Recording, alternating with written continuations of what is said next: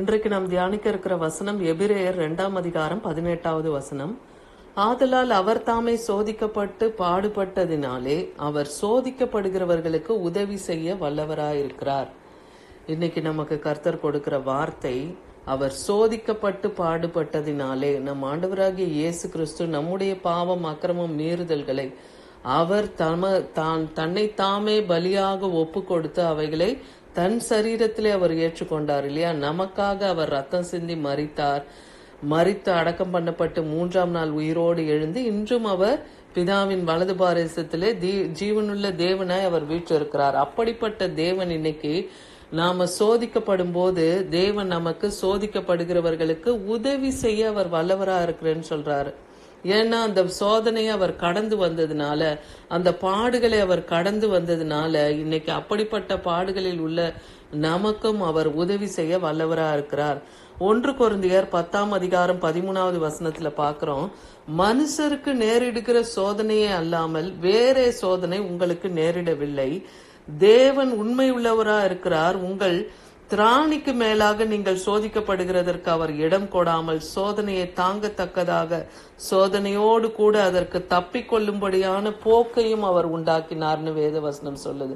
அப்போ ஒரு மனுஷனுக்கு இன்னைக்கு சோதனை வருதுன்னா அது அவர் பட்ட சோதனையை விட நம்ம அதிகமா படல இல்லையா? நமக்கு எவ்வளவு நம்மளால அதை தாங்க முடியுமோ அந்த அளவுக்கு தான் தேவன் நம்மை சோதிக்கிறார் இல்லையா? மனுஷருக்கு நேரிடுகிற சோதனையே அல்லாமல், அப்போ ஒரு மனுஷனுக்கு எந்த அளவுக்கு அவனால் தாங்க முடியுமோ அந்த மாதிரியான சோதனைகள் தான் நமக்கு கொடுக்கிறாரு. அதான் அவர் சொல்றாரு, நான் உண்மை உள்ளவர் அப்படின்றார். கர்த்தர் உண்மை உள்ளவரா இருக்கிறார். அதனால அவர் திராணிக்கு மேலாக நம்மை சோதிக்க அவர் இடம் கொடாமல் சோதனையை தாங்கக்கூடிய, சோதனையோடு கூட அதற்கு தப்பிக்கொள்ளும்படியான போக்கையும் நமக்கு கற்றுத்தருகிறார். நம்மை அதை போதித்து நம்மை வழிநடத்தி அதுல இருந்து விடுதலையாக்கவும் அவர் வல்லமை உள்ளவரா இருக்கிறார். அதனால சோதிக்கப்படும் போது நாம் சோர்ந்து போகாமல், சோதிக்கப்படும் போதுதான் தேவனுடைய பிரமாணங்களை நாம கற்றுக்கொள்ளுகிறோம். எதெல்லாம் நம்ம தவற விட்டோம் நம்ம வாழ்க்கையில, ஏன் நம்ம சோதிக்கப்படுறோன்றத வேத வசனத்தின் மூலமாய், அவர் பிரமாணங்களின் மூலமாய் நம்ம கற்றுக்கொள்ளுகிறோம். அந்த எல்லையை நம்ம சீர்படுத்தி கொள்ளும் போது நாம் அந்த சோதனையிலிருந்து தப்பிக்கொள்ள முடியும். அதுதான் சொல்றார், சோதனையிலிருந்து தப்பிக்கொள்ளும் போக்கை உண்டாக்குவார். அதுக்கான வழியை, அந்த நமக்கு ஆலோசனை தேவன் தர வல்லமையுள்ளவர். அப்படி நீங்க இந்த நாட்கள்ல சோதிக்கப்படுறீங்கன்னா ஆலோசனை, கர்த்தாவே எங்களுக்கு அந்த சோதனையிலிருந்து விடுபடுவதற்கான வழியை காண்பியோன்னு சொல்லி நீங்க ஜெபிக்கும் போது கர்த்தர் அந்த வழிகளை, அந்த போக்கை உங்களுக்கு காண்பிப்பார். எபிரேயர் 4ஆம் அதிகாரம் 15-16 வசனத்துல பாக்குறோம், நம்முடைய பலவீனங்களை குறித்து பரிதபிக்க கூடாத பிரதான ஆசாரியர் நமக்கு இராமல் எல்லா விதத்திலும் நம்மை போல சோதிக்கப்பட்டும் பாவமில்லாதவராய் இருந்தும் பிரதான ஆசாரியராய் நமக்கு இருக்கிறார். நம்முடைய பலவீனங்களை குறித்து பரிதபிக்க கூடாத பிரதான ஆசாரியரா மட்டும் நமக்கு அவர் இராமல் எப்படி இருக்காராம், எல்லா விதத்திலும் சோதிக்கப்பட்டும் பாவம் இல்லாதவராய் இருந்த பிரதான ஆசாரியர் நமக்கு இருக்கிறார். அவர் பாவம் செய்யவும் இல்லை, அவர் வாயில் வஞ்சனை காணப்படவும் இல்லைன்னே வசனம் சொல்லுது. அப்ப பாவம் செய்யாதவர், குற்றம் இல்லாதவர், அவர் பரிசுத்தர் இல்லையா? அவர் உண்மையுள்ளவர், அவர் நீதியுள்ள தேவன், அவர் கிருபையும் சத்தியமும் நிறைந்த தேவனா இருக்கிறார். அதனால அப்படிப்பட்ட தேவன் பிரதான ஆசாரியராய் நம்மோடு கூட இருக்கிறார். ஆதலால் நாம் அவருடைய இரக்கத்தை பெறுவோம், அவருடைய ஏற்ற சமயத்திலே அவருடைய சகாயம் செய்யும் கிருபையை நாம் அடைவோம். தைரியமாய் நாம் கிருபாசன தண்டையிலே சேர கடவோம் நீங்க பவுல் அப்போஸ்தலன் சொல்றாரு. அதனால நம்ம பயப்பட வேண்டியதில்லை. நம்ம ஏற்ற சமயத்திலே நமக்கு சகாயம் செய்யும் தேவன் நமக்கு உண்டு. அந்த நம்பிக்கையில நாம் அவர் கிருபாசனத்திலே அமர்ந்து தேவனிடத்திலே நாம் ஜெபிக்கும் போது கர்த்தர் நம்மை அந்த சோதனையிலிருந்து விடுதலையாக்க அவர் வல்லமையுள்ளவரா இருக்கிறார். யூதா 1ஆம் அதிகாரம் 24வது வசனத்துல பாக்குறோம், வழுவாதபடி உங்களை காக்கவும் தமது மகிமையுள்ள சன்னிதானத்திலே மிகுந்த மகிழ்ச்சியோடு உங்களை மாசற்றவர்களாய் நிறுத்தவும் அவர் வல்லமையுள்ளவரா இருக்காருன்னு இருக்கு.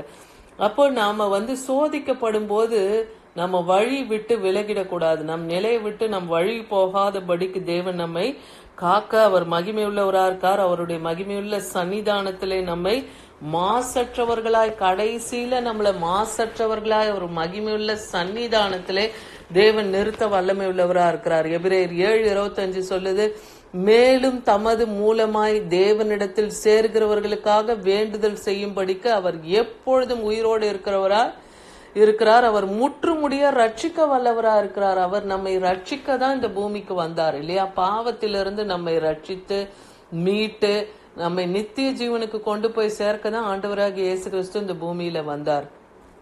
அதை நாம மறந்துடவே கூடாது. அதே போல நாம சோதிக்கப்படும் போது பிதாவாகிய தேவனிடத்துல நமக்காக பரிந்து பேசுகிற கர்த்தராயும் அவர் நிக்கிறாருன்னு பாக்குறோம். எப்படி பரிசுத்த ஆவியானவர் வாக்கு கடங்கா பெருமூச்சுகளோடு நமக்காக வேண்டுதல் செய்கிறாரோ, அதே போல ஆண்டவராகிய இயேசு கிறிஸ்துவும் பிதாவாகிய தேவனிடத்துல நமக்காக பரிந்து பேசுகிறவரா இருக்கிறார். வெளிப்படுத்தல் 3:10 பார்க்கிறோம், என் பொறுமையை குறித்து நீங்கள் சொல்லிய வசனத்தை நீ காத்து கொண்டபடியால் பூமியில் குடியிருக்கிறவர்கள் சோதிக்கப்படும்படி பூசக்கரத்திலே வரப்போகிற அந்த சோதனை காலத்துக்கு தப்பும்படியாக உன்னை நான் காப்பேன்னே இன்னைக்கு ஆண்டவராகிய இயேசு கிறிஸ்து சொல்லுகிறத பாக்கிறோம். அப்ப தேவன் எப்படி பொறுமையாய் அந்த பாடுகளை சகித்தார் இல்லையா? வாய் திறக்காத ஒரு ஆடு எப்படி அது வெட்டப்படும் போது அது வாய் திறவாமல் போய் அங்க நிக்குதோ பலிக்கு, அதை போல இவரும் தான் ஒப்பு கொடுக்கும் போது வாய் திறவாமல் இருந்தார்னு பாக்குறோம்.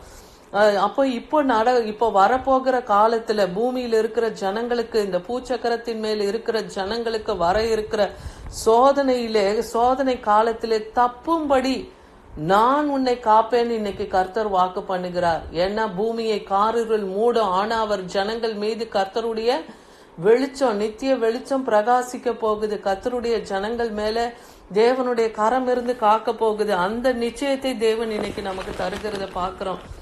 ஏன்னா 1 தெசலோனிக்கர் 1:16 சொல்றாரு, உங்களை உபத்திரவப்படுத்துகிறவர்களுக்கு உபத்திரவத்தையும் உபத்திரவப்படுகிற உங்களுக்கு எங்களோட கூட இளைப்பாறுதலையும் பிரதிபலனாக கொடுப்பதே தேவனுடைய நீதியா இருக்குதுன்னு இங்க பவுல் அப்போஸ்தலன் சொல்லுகிறத பாக்குறோம். இன்னைக்கு நம்மை உபத்திரவப்படுத்துகிறவர்களுக்கு தேவன் உபத்திரவத்தை தருவார். நாம் அதை விசுவாசிப்போம். ஏன்னா கர்த்தர் நமக்கு இளைப்பாறுதலை தர அவர் வல்லமையுள்ளார். ஏன்னா அவர் நீதியுள்ள நியாயாதிபதியா இருக்கிறார் இல்லையா? அதனால அவர் நீதியை நமக்கு செய்வார். அந்த விசுவாசம் நமக்குள்ள வேண்டும். இங்க பவுல் அப்போஸ்தலன் அவர் பலவீனப்பட்ட போது தேவனிடத்துல 3 முறை வேண்டியும் கர்த்தர் அவருக்கு என்ன சொல்றாரு, என் கிருபை உனக்கு போதும், பலவீனத்திலே என் பலன் பூர்ணமாய் விளங்கும்னு அவருக்கு ஒரு சத்திய வார்த்தையை கொடுக்கிறார். அதை அவர் பற்றி கொள்றார். அந்தபடியே நான் பலவீனமாய் இருக்கும்போது 2 கொரிந்தியர் 2:9-10 நம்ம இதை பாக்குறோம். அந்தபடியே நான் பலவீனமாய் இருக்கும் போதே பலமுள்ளவனாய் இருக்கிறேன், ஆகையால் கிறிஸ்துவின் நிமித்தம் எனக்கு வரும்.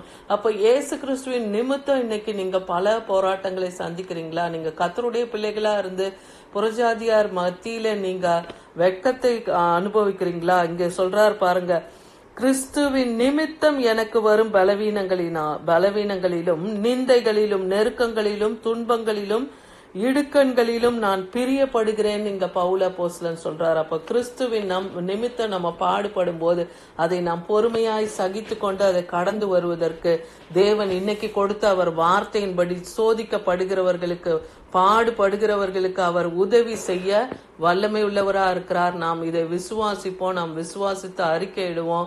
நாம் பலவீனப்படும் போது, சோதிக்கப்படும் போது கர்த்தருடைய கிருபை நமக்கு போதும்.